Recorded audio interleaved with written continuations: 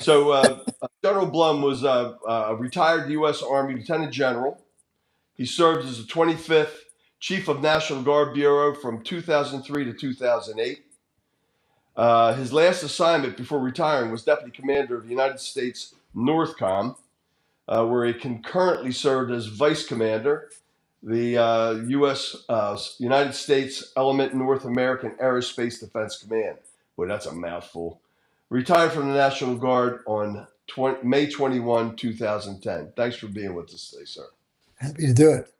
So, what I like to do today is go over a little bit of your career, because I came down to Naples to see you, and we had a couple hours talking. Some of the things you told me were pretty remarkable, to include your time in Bosnia. Always with in my mind, Spetsnaz was an adversary big time. But when you were in Bosnia, you actually commanded some of them. So we want to get into all that. But what I would first like to start off with is about your career path. What made you want to go into the military? And An SF medic I went to high school with. I went to college after high school. He went into the Army, and he served in Vietnam, I think 2 tours. He was a combat medic, of course, cross-trained, a couple other things. And he mostly worked in the Central Highlands, and in a little bit of time with the Montagnards. And he came back home, and we got hooked up, and he started telling me about all the training. He said, "Steve, you need to come in. You're missing out. This is good stuff." So I was a college graduate and married, and I came home and said, I told my wife that I thought I was going to go and join. So, and of course, I got all kind of wonderful support from my family. and her side of the family, like, oh no, you're not going. Are you crazy? Are you crazy? So I said, no, I'm not crazy. I want to try it. So I enlisted, and I didn't take advantage of the fact that I had any ROTC.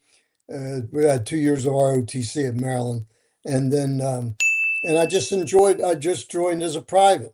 And I joined right up at Company B-19 Special Forces up in Towson, Maryland at the time. Later, they became part of the 20th Group, and that's when we got hooked up together. But I joined, went through the training, and had no intention of making a career of it. I really was going in for the adventure and what the experience I would get out of it. And do you remember Henry Lose, the I do. natural? He was born in Germany and after World War II or during World War II, and he was a naturalized citizen and joined the army over in Germany. And he was my mentor. He was my team sergeant. And Henry Lose came up to me one day and he said, "Blum, you're never going to make it as an NCO. We're sending you to OCS." And I said, "OCS, I'm not hanging around for a career."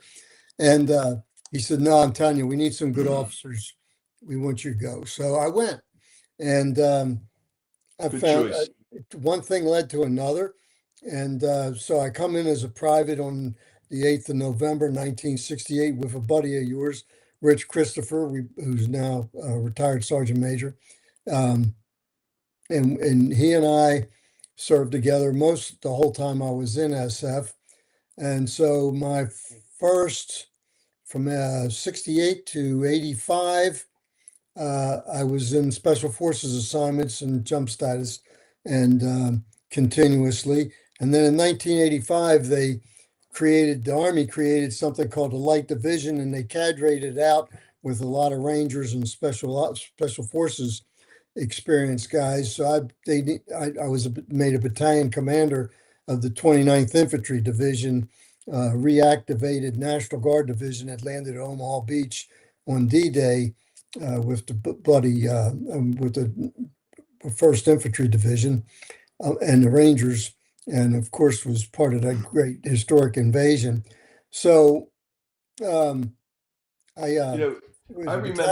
remember a training because I believe you reached back to your old company and asked for some support up in Western Maryland, and I we put did. together some training for you. And I think my portion of that was rope bridges. Right. And I remember you coming up there hard charging as ever, and showing you how everybody how to go across. I was talking about how to secure your gear on you, make sure nothing's in your pockets, so nothing falls out. You don't want anything dropping in the water. People will track you that way. Blah blah blah blah blah. You went across fine, and I think the next guy went across, and I think money fell out of his pocket. He had Yep. some change in his pocket, Change. and uh, and you squared that away pretty quickly, as I recall. As I Well, recall. one of my rules, one of my leadership rules is you don't walk by something that is wrong, because if you do, you just establish a new lower standard. Well, I'll tell you Because what, that officer was scuba qualified at the end of that at the end of that correction period right there. I'll just so leave it at that, sir. I'll just yeah, leave it at that. so one thing leads to another, and I had just a magnificent career in special ops, and then I I really enjoyed the light infantry piece with the 29th Division, and General Shinseki, who was I think the second or the third commander of S4 over in Bosnia, uh, was then the chief of staff of the Army, and the 29th Infantry Division and the work we were doing there caught his attention, and he came to see me, and he said, "Steve, I would like to take the National Guard. Uh, uh, do you think a National Guard division could handle the mission in Bosnia?" And I said, "Of course it could. Of course it could." And he said, "How about you take your division over?" I said, "Perfect. Happy to do it." So that's kind of how, and of course he got a big blowback from the Army staff because, National Guard, they can't handle this stuff. The Frank, politics of it, I guess. oh, well, exactly. But what they miss out is when you bring in the Guard, you bring in America. And when you call up the Guard, you call up all of America. And a machine gunner in the National Guard may be an air conditioner repairman or a plumber or a preacher or a teacher. God knows what. He brings in civilian skills that the typical 18 or 20-year-old kid on the 82nd Airborne has never seen, unless he's done it as a kid on a farm or something like that.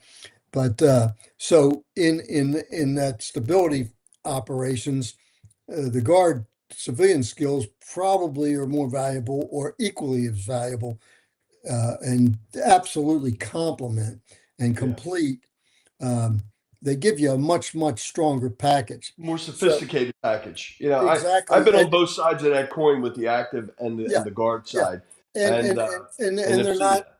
and they're not constrained. Everything doesn't have to be a military provided logistic solution. They think outside the box. It's they think, what can I use to make this thing work? It's much more. It's just to me a magnificent. It brings America to the fight, plus all the discipline and training that the military gives you, but it brings in all of the genius of our form of government and our way of life. Yeah, I believe so So too.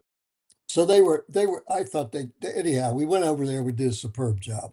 So when I came back out of there, I figured I'd retire. No, they sent me out to a thing called U.S. Northern Command. After 9/11, the president Hold had, on, sir. Hold on, sir. Tell me about a little bit about Bosnia, though. yeah. Tell me a little bit more about that, because All we right. had a So great conversation we when. trained, we trained for a little over a year to get ready to go, using our normal training pattern to get ready and focusing on the mission overseas, and then adding several weeks of extra training for key leaders and key people that had to have additional expertise. So when we went over there, we were superbly ready, and we were to go over there on September the 14th, 2001. But on September the 10th, 2001, I got called from the mobilization site at Fort Dix, New Jersey, where I had 5,700 National Guardsmen from 24 states assembled, ready to go overseas. And I was called down to Washington to a seminar that was being held just outside the Pentagon over near the Army Navy Club. And Mhm. they were, and it's right above the hill above the Pentagon. I've eaten And in there. Yeah. and we were being lectured. It was flag officers from the Army, the Air Force, the Navy, and the Marine Corps being lectured on asymmetric warfare, this new warfare that we would be facing in the future. Well, while Dr. David Chu, the guy who's given us the presentation to all these military leaders from the Army, Navy, Air Force, and Marine Corps, we get hit, except the first tower gets hit. So somebody comes in a room and says, a tower has just been hit in New York by an airplane. Well, all of the assembled military geniuses decided, must be a disgruntled employee. It could be a heart attack. It might be malfunction of an airplane. Nobody said it was an airliner at that Right. time. We figured it was a small private plane crash, and Same that thing I thought. happens. And that happens from time to time. People crashing into their offices. You know, I mean, because they're Every day, at disgruntled. least once Not a every week. not every day, but it happens. So we go back to talking about asymmetric warfare. Meanwhile, asymmetric warfare is being practiced on us, and Right. the nation's under attack, and we really were unaware of it. And nobody, zero people in Washington, D.C., in the chain of command really knew what the hell was going on or recognized what was going on at that point. Right. Second plane hits, can't fool us. We know Right. something's going on. I'm We smarter than we a get circus dog, we right? get We're smarter than a circus we dog. get very suspicious when that second plane hit. So It's funny that we can laugh now. At the time, we weren't laughing. Sure. it really wasn't funny because by the time we self-realized what was going on, we heard the third hit Right. when the plane hit the Pentagon, Right. and we lost 187 um, people were killed that day, military and military civilians that work for the military in the Pentagon. Not to mention the people on the airplanes. I'm just talking about the people in the building. And Right. that plane, it looked like an explosion, guy. There was no way to tell it was an airplane unless you saw the plane go into the building because it was just giant plumes of black smoke, which you knew were fuel. It wasn't explosive smoke. It wasn't gray. It was black. It was, you could tell it had it was a petroleum base to it and fire. And it was horrific. So I got evacuated over to the Readiness Center because they executed the evacuation plan for all key leadership. People went to Site R, Camp David, all the designated spots outside of DC because they really expected more to come, More. and they really had no idea what it was. And so I get sent over to the Readiness Center and scrambled the air ambulances, medevac out of Maryland and Virginia because they'd be the closest and fastest to respond, and sent in two companies of MPs out of the Maryland Guard, which ended up staying there and protecting the Pentagon for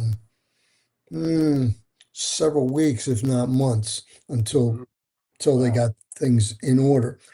Then I went up to Fort Dix, which was an eerie ride because there was nobody on the road but ambulances and police cars. There was no civilian traffic on I-95, and we got there quite quick. We had, one of the little blue lights you stick on, and Right. my security guys loved that. It's because now, Right. They have to work their way through traffic. yeah, didn't Right. one way traffic, Right. just very, very unique. You'd see 27, 30 ambulances and convoys coming from everywhere. Yeah. Kentucky, West Virginia, the whole country was responding, because of what was going on up in New York. So I figured I got 5,700 troops all assembled, live ammunition, food, rations, CPOGs, chemical protective overgarments, because we didn't know what we were going to go into. I didn't know if it was a nerve agent or how contaminated the area was or anything. And I figured we're definitely not going to Bosnia. We're going to New York now. So now I've called my ADC, Chip Long, and I said, hey, I'm on the road. I'm coming up, get everybody lined up, make sure they're sufficient with fuel. and ammunition and food, so we're not slaving or becoming a burden on anybody, and double and triple up all the medical supplies you can get because we're going to need them. We're going to be doing a hell of a lot of evacuation and search and rescue and treatment, as well as security in the initial phase. So, and I called the Adjutant General of New York, and I said, I've got this force ready to move, and we can be there probably in about 45 minutes, depending on the transportation, whether it's trucks or buses or whatever, or dump trucks, whatever we're going to use to get into New York. And he said, "Don't come." He says, "I got 8,500 guardsmen on the street already." Already. Yeah. So Wow. how'd you do that? He said, "I didn't do anything. They just responded. I didn't have to Wow. call them. The I did. Minuteman. They didn't call. They were the Yeah. Minutemen. I'm telling you, that concept is alive and well and separates us from every other nation in the world. And when you talk about Katrina, I'll talk to you about how that happened again, Yeah. because that is the treasure of the National Guard. The National Guard is unlike any military force that we have. They're all magnificent. They're superbly trained. They're true patriots. But the Guard has a special spirit, this Minuteman spirit. When they're needed, they're there. They don't even wait to be called. 8,500 people, Wow. 8,500 guardsmen on the street without a call up. That's the Without a call up. first thing that came to my mind when you said that was the Minuteman. That is the I mean, it's still on that emblem as I recall. Hey, Uh, let me tell you, that buddy, I don't go anywhere without it. Stay right there. This is what it's all about right here. oh, there it is. There it is. This spirit is alive and well, and we will celebrate the 4th of July as long as the spirit stays alive and well. When it's gone, we're gone. Yeah. And 8,500, that happened and they showed up. They showed Yeah, up to yeah. wow, They were already there. They're crazy. self-deployed. Hmm. And It's, probably organized and everything else. oh, absolutely. Yeah. Wow. Absolutely. Fantastic. There's no country like America. So No, anyway, so I true. come in thinking in 68, I'm going to be in for a couple of years. 42 and a half years later, I retire. Right. Yeah, isn't that crazy? I ended up I did my burst of three and then got out and realized I missed it. And then ran into a friend who told me his brother was in a special forces unit in Maryland. And I went, no way. And he was like, yeah, really? It was Robbie Del Campo. No And kidding. so I hooked up with Robbie and I said, Robbie, what's the word? He goes, yeah, we got one down. And he said, Guy, I don't think you know what we do. And I said, I know exactly what you do. And so I gave him my DD 214 and so I hey, okay, Well, if it we was Del we Campo, need you we probably need didn't you in know here. what he was doing. Even Robbie didn't know what he was doing. Right. So he brought me down, and 32 years later, I got out. I mean, I got three DD 214s out of it because I was confused and didn't know what I really Yeah. wanted to do. Didn't want to really grow up, I guess. But it was amazing. It was like I'll do a burst of one, and then Bobby Bates came over and kicked me in the foot and said, "Hey, you got to go in and re-enlist." And I said, "Well, all right, I'll do another burst of one." He goes, "Like hell, you'll do six. Get in there." And that was it. It was like downhill from there. Yeah. Yeah. I first ran into Robbie Del Campo when he was in the Ranger unit in the Delaware Guard.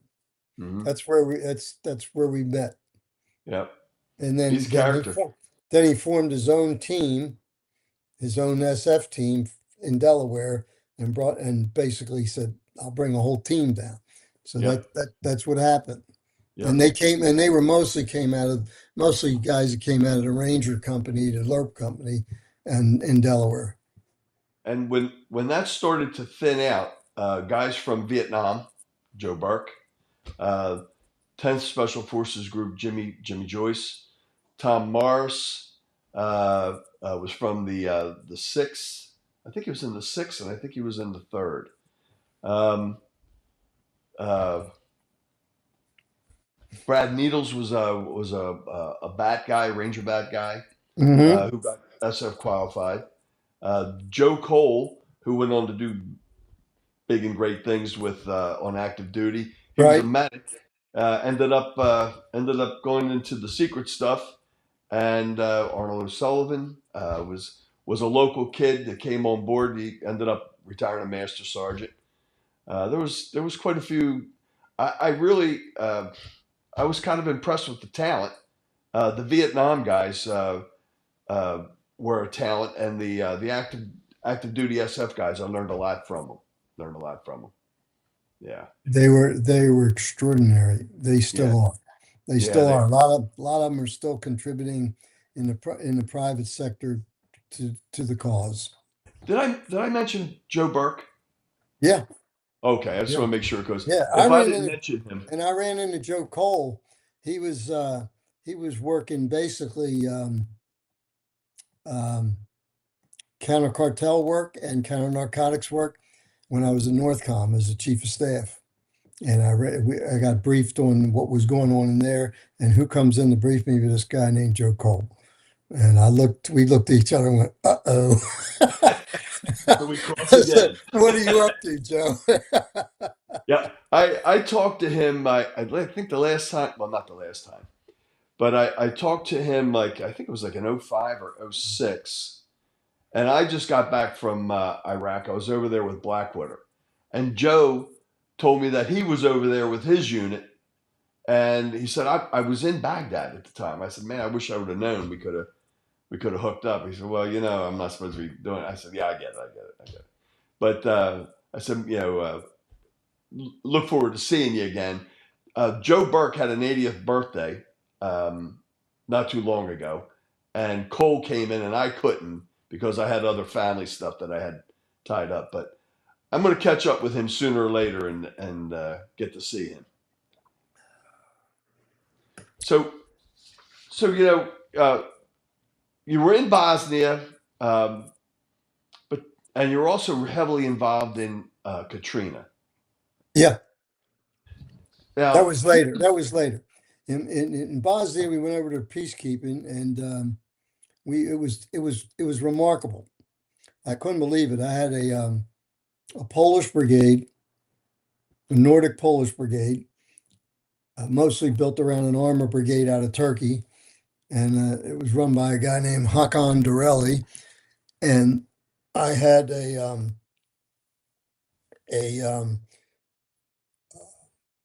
Tur- um, a, an- Turkish brigade, which was an armor brigade out of Turkey.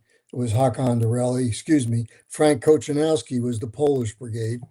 And then I had a Russian airborne brigade that had just come out of Chechnya and Spetsnaz outfit, and it was run by Sergei Prokoshev. And I'm I going, find that very interesting.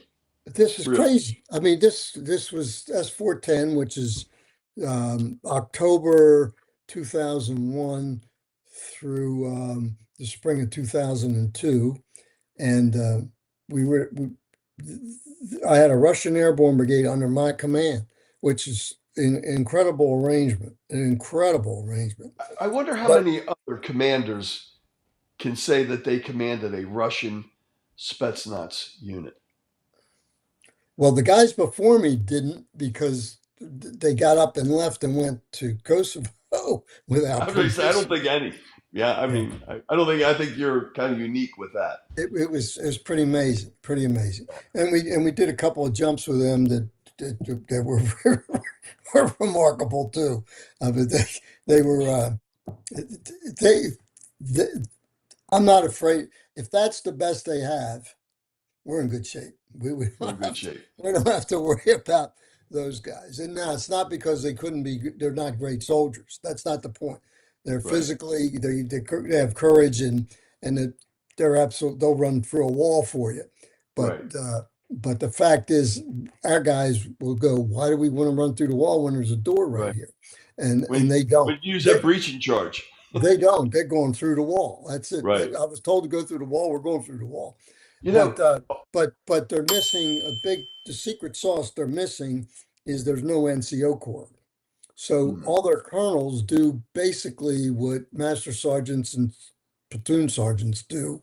huh, And they're not doing what the colonels are supposed to be doing in our army. right. And they don't do the sergeant's work, the senior non-com work very well.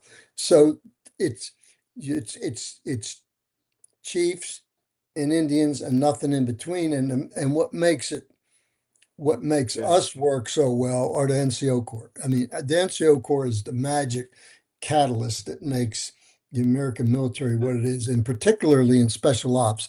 Who runs the operation is who knows the most about the operation. And it's not about rank, it's about knowledge and respect.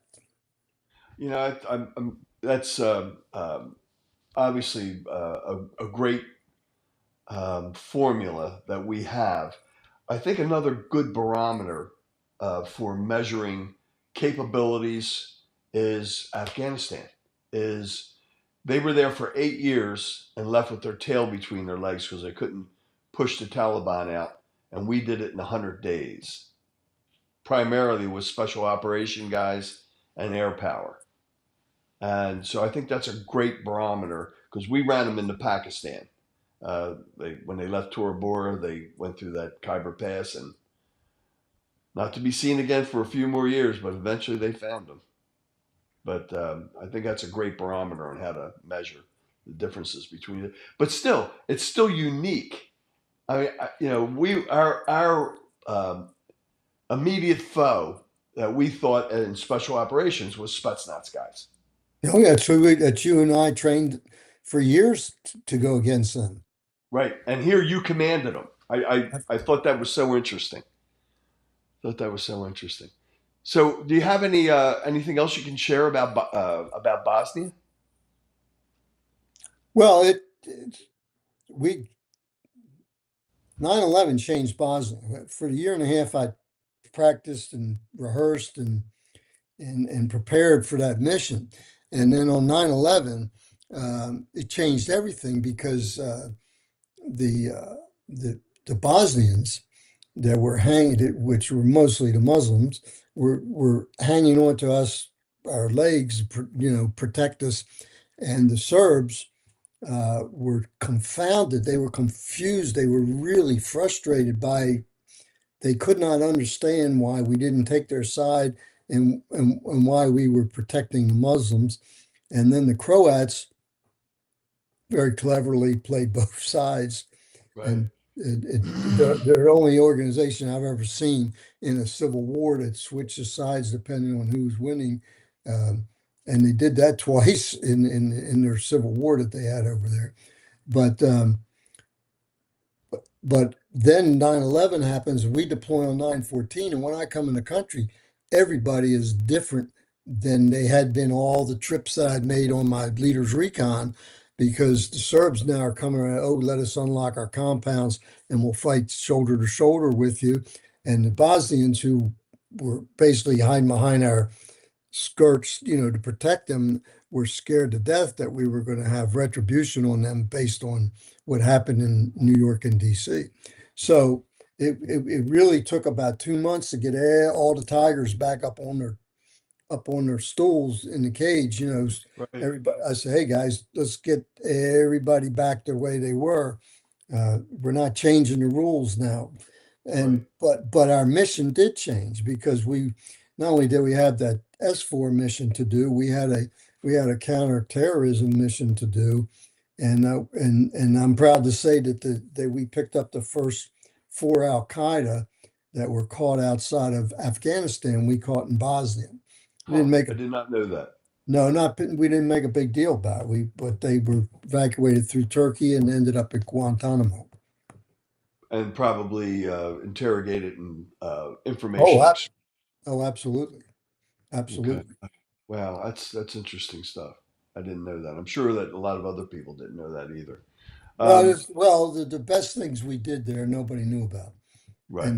and probably will never know about. Well, maybe that's for another episode, sir. I'll get you on another. Well, then they'll all know. I'll start off with a little bit of Wooford Reserve, and then we'll get into the real discussion. Okay? Could could you could you want let's shift fire here a little bit. You know, we're talking Oconus here with Bosnia. Let's talk about Conus with Katrina, Yeah, because Katrina in '05, I believe it was '05. I got back from I was in Baghdad, and I got home, and Blackwater contacted me again.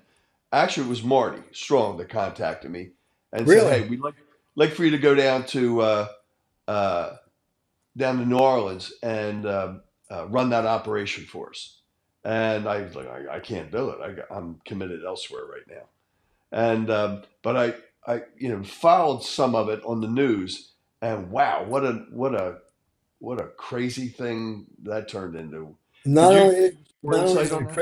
not only is it a was it crazy, it's been documented um, inaccurately, grossly inaccurately. The real story, what went on, is very, very few people really understand or know about. Katrina was was really a critical event during the Bush administration. Um, on the 28th of August, at this point, I came back from Bosnia. I was sent out to U.S. Northern Command to stand up U.S. Northern Command. I was the first chief of staff, so I was sent out there. There was no staff. You had to build the staff. And it had to be a joint staff. It was a joint combatant command. It was set up. We wanted it bad, and we got it bad, to be honest with you. Mm, If I were to make one recommendation to the Secretary of War today, it would be that Northcom and Southcom would be one command, America's command. mm, And there's too many seams that yeah, really get in the way of what we need to do to defend our North America and our hemisphere. So it really should be a hemispheric command. It truly should be. Um, the fact that it's divided really works against us, and it sets up competition for resources from the Pentagon that really don't serve either one of the commands well. That's a lot. That's another discussion, but that's a takeaway that I got as the first chief of staff there. It was apparent even then.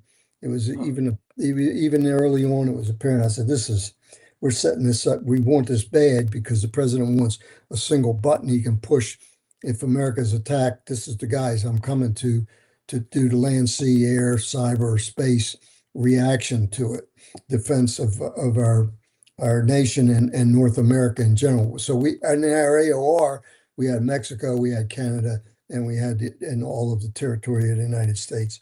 But so I go out there and I have that job, and I'm out there for about a year, and then Secretary Rumsfeld office calls me and says, "Can you come to DC on Tuesday morning?" I said, "Sure." So I come in, and they sent me in to see Secretary Rumsfeld, and I wasn't sure what he wanted to see me about. To be honest, I thought he maybe wanted to talk about Northcom or combining the commands or giving us additional resources. And he said, "Look," he said, "I'm looking for a chief of the National Guard Bureau." And could you do that?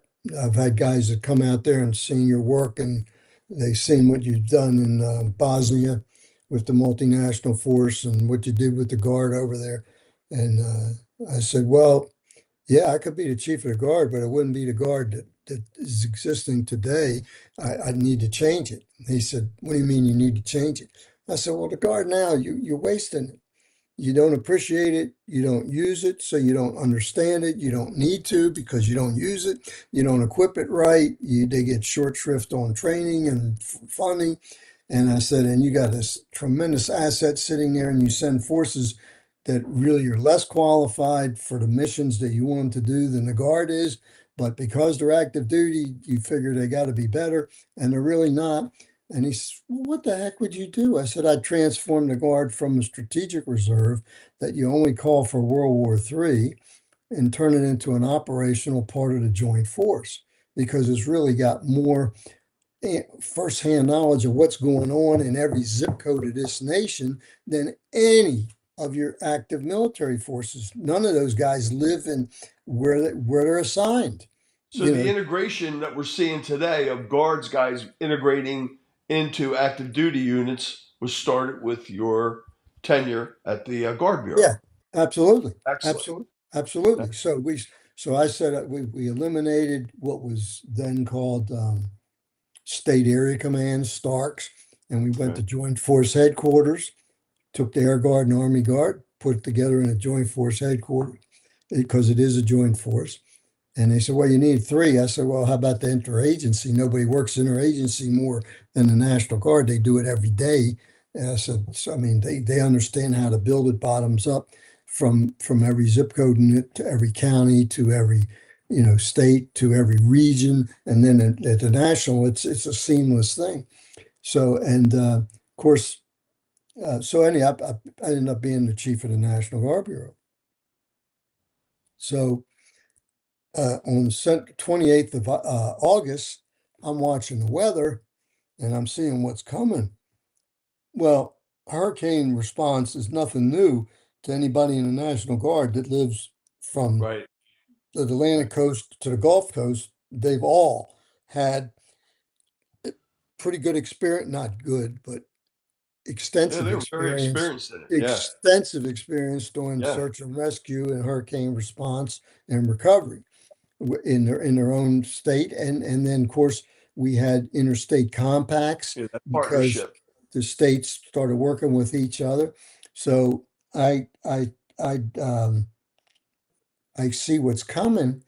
And Secretary Rumsfeld, God rest his soul, he's gone now, but he had one leadership flaw that I thought was that he micromanaged a little too much, a lot. And if you needed a bomb dog deployed to Iraq, he had to sign off on it. Well, to me, that's why you have service chiefs and other people that can make those kind of decisions for you, whether you can send that asset or not. But anyhow, so It's I getting down the knew, weeds a little bit, huh? so I knew to get the Guard ready for Katrina, I couldn't do it through a federal effort, even though as a federal officer, Title 10, working at the Pentagon, chief of the Bureau, I had to find a way to get the Guard ready for Katrina without having to ask permission from Rumsfeld. So I did it through State Act Title 32, where the Guard stays under the command and control of the state governor, but they can use their troops and they can use their equipment, and you can use some of the monies to pay for that effort, limited in Title How 32. did that work? So How did that work with multiple state units? I mean, were they combined coming under a unified command, I'll, or I'll, was I'll tell you how simple it became. okay? On Labor Day weekend, I had a video teleconference with every state and territory. 54 adjutants general are on this VTC. And I had two butcher papers. One, and I took a magic marker and I wrote Louisiana, LA. And the other one I put Mississippi, because that's where the hurricane is hitting. It's going to be very destructive to the Gulfport, Mississippi, and the Gulf of, then called the Gulf of Mexico, now called the Gulf of America. But that part of Mississippi was going to get devastated. Center of gravity, Gulfport, center of gravity in Louisiana was going to be New Orleans. And I said, okay, folks, this is what's going to happen. We got the most horrific storm we've ever had, damage wise, is projected to make landfall in these two places. I'm going to need communications, engineers, power generation, security forces for anti-looting and to maintain law and order and discipline, because the law enforcement agencies disintegrated in Louisiana and Mississippi. Okay. And people don't realize and it hit 5 states total. Hit Texas, Louisiana, Mississippi, Alabama, Georgia, and Florida. Hmm. So we had all of those states combined, and I had this butcher paper, and I put comms, transportation, high water vehicles, engineer equipment, bulldozers, graders, and that kind of thing. And I said, I'm going to call out the roll alphabetically. You tell me what you're going to send and where you're going to send it, because there's some politics involved. Some people would prefer to go to Mississippi rather than Louisiana. I said, as long as you can have your choice, I'll give you your choice until we can't. And then I'll have to make some hard calls. But if you want to take care of Benny Landreneau in Louisiana, your buddy down there, fine, or you want to take care of Jeb Bush, you want to go to Florida, we'll try to accommodate. But I need these things. So I had MPs, transportation, communication, engineers, medical, logistics, aviation, big time Yeah, aviation, word big there. time. Need helicopters for search and rescue. We knew that. So what we did, I said, here's the plan. We're going to keep it real simple. If you're coming by air, you're landing at this airport in Louisiana or this airport in Gulfport. Okay. And when I'm talking about C-130s, KC-135s, C-23s, anything that had wings on it that was a transport plane in the Air Guard or the Army Guard that was bringing troops from somewhere, that's where they were landing. Okay. 50,000 troops generated into those 2 states in 36 hours. Wow. So I say that again, 50,000 troops in less than 36 hours in those 2 states. That's a Based massive on, movement. I said, look, we're not even, so you took, Alexander the Great couldn't have done that. well, you had to keep it simple. Okay. And you can't make a discussion with 54 generals from the states. Right. They're all political animals. He's got to be, this is what we need. We don't, if you're not coming, fine. Just say nothing's coming.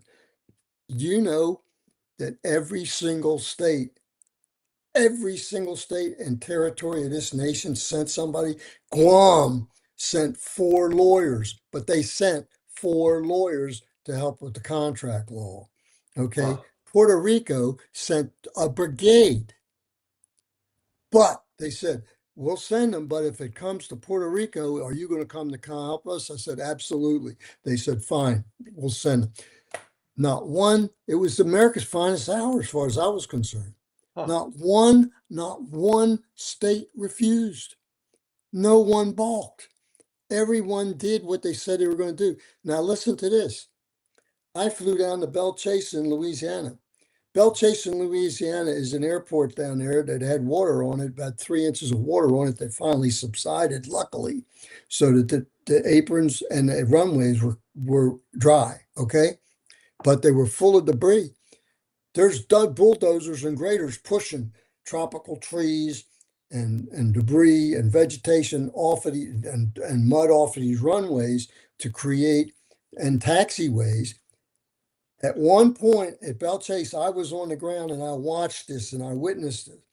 Every 5 minutes, an airplane from the Air National Guard took off or landed, engines running on load and offload, never Hot shut load. down, never shut down, never shut down, no electricity, no nav aids, no control tower, no communications. How did they do it? They talked to each other and they set up The racetracks. a racetrack, and one would come in and one would come out, and one would come in and one would come out. And that went on for almost a day and a half, continuous, to deliver 50,000 people in 36 hours.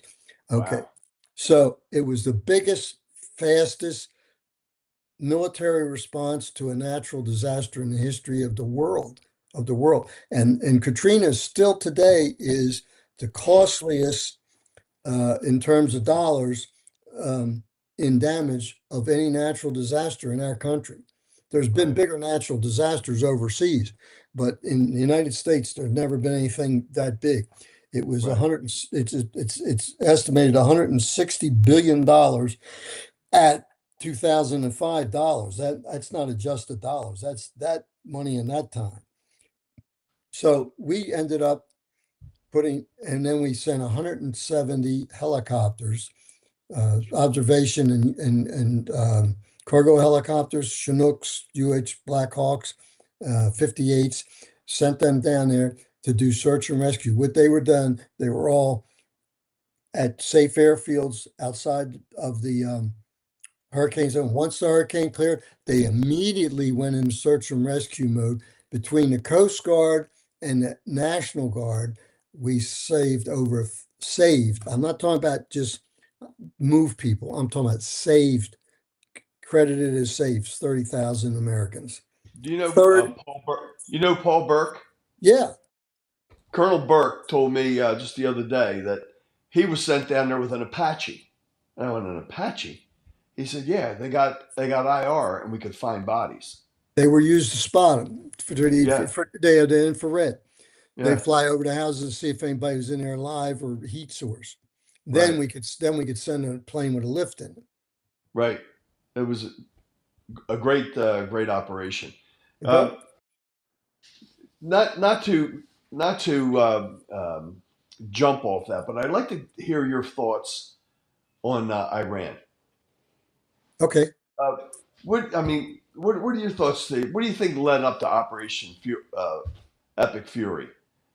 about 47 years of bad behavior. And Yeah, I mean, if you're sitting in a high school and the kid in the back's kicking your chair, you don't right, immediately jump up and go crazy. But right, after 47 years of getting your chair kicked and worse, you had enough. right. It was inevitable. Should have been done long sooner. I think between the bad behavior, I guess the rock and the hard spot would be the nuclear development as well. Well, that's a culmination of the bad behavior. It's what they've been Yeah, trying to do since day one. But it was pretty obvious that even after the preemptive raid to try and neutralize or take that away, they were trying to reconstitute it, and then they were jerking around through the negotiations. I think this president just decided, you know what? Looking at all the things that I've got to do, this thing's I'm not leaving this to my successor. I'm going to solve this damn thing once and for all, and I think that's what he's doing. To be honest with you, I and do too, and I think I that he's really think, playing. you know what? I I don't think have he's any playing argument. 4D chess too in a world of mediocre checker Oh, players, there's no question about it. He's got a grand strategy here.